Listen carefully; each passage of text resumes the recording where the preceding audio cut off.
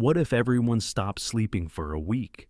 This question comes from literally no one, because even the thought of skipping one night of sleep sounds like a crime against humanity. But hey, science doesn't care about comfort. So let's ask, what would actually happen if every human on Earth stopped sleeping for exactly 1 week? Well, the first few hours would be fine. People would be tired, maybe a little groggy, but functional. We've all pulled an all-nighter before. College students, new parents, NASA engineers, and anyone who's watched an entire Netflix season at 3 a.m. can vouch. One night without sleep is rough, but doable. But around hour 20, your brain starts to get creative. You forget where you put your phone. You forget you have a phone.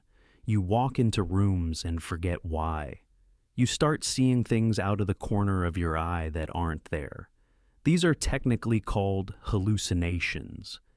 But in the sleep-deprived community, we call them surprise visitors. After 2 full days with zero sleep, everything starts to break down. Concentration becomes impossible. Memory stops functioning properly. Emotions become unstable. Around this point, you'd be advised not to drive, operate machinery, or be in charge of a country, which is unfortunate because no one on Earth is sleeping. That includes pilots, surgeons, world leaders, and the people responsible for preventing nuclear war. Day 3 is when things get scary. The body begins shutting down non-essential functions. Immune systems weaken. Reaction times plummet.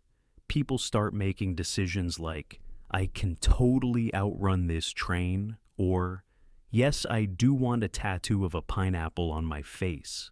In some parts of the world, social order would begin to fray. Not because people are angry, but because people are confused. Large-scale confusion. Like people forgetting how money works, levels of confusion.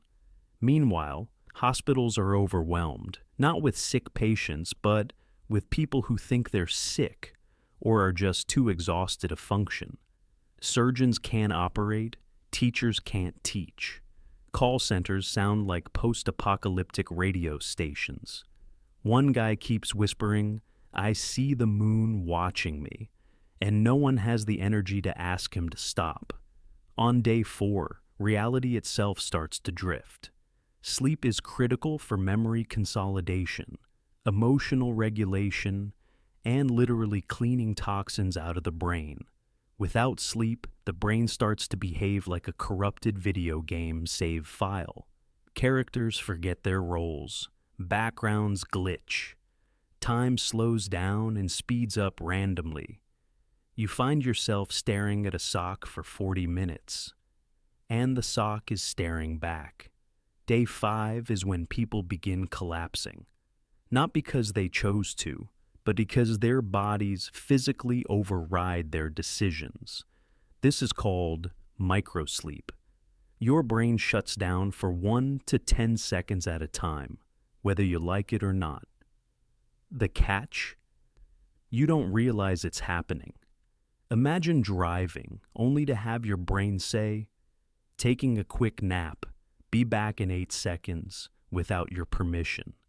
Spoiler, your car doesn't like that. Now multiply that across the entire planet. Airplanes fall out of the sky, trains derail, ships run aground. Every fast food restaurant is now run by teenagers who think the fry machine is talking to them. The global economy grinds to a halt, mostly because all the spreadsheets have become ASCII art. By day 6, even the most stubborn people can't function. Brain scans of long-term sleep-deprived individuals resemble those of people under the influence of hard drugs. Logical reasoning vanishes. Language breaks down. Some people become paranoid. Others just laugh uncontrollably. A few believe they've become animals and attempt to live in the forest. No one stops them. Around this point, governments try to step in.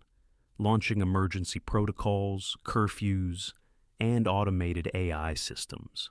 The AI works for about 12 minutes before it too decides it is sleepy and shuts off.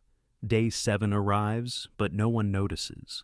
Most people are in a state of full neurological collapse. Muscles give out. Body temperature regulation fails. The human body is simply not designed to run 168 hours straight without rebooting, and then, suddenly, it ends. At the exact moment the 7-day mark hits, sleep is once again allowed. What happens next is nothing. Not because it's peaceful, but because 90% of humanity falls asleep instantly. On sidewalks, in office chairs, in bathtubs, mid-conversation, mid-flight. The world enters the deepest, most chaotic nap in history. Airports shut down. Entire cities go silent. Live streams freeze with influencers snoring mid-sentence. One guy falls asleep on a treadmill, rolls off the back, and continues sleeping on the floor.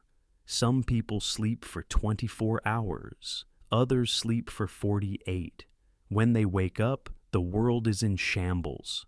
Streets are full of bicycles stuck in fences.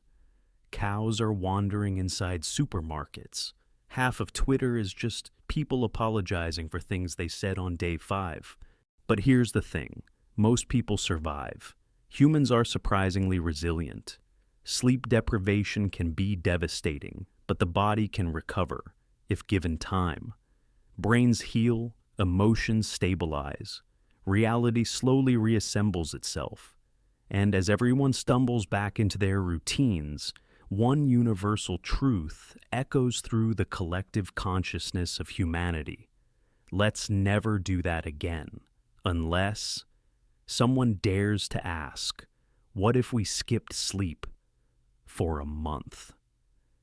But that's a question for another video.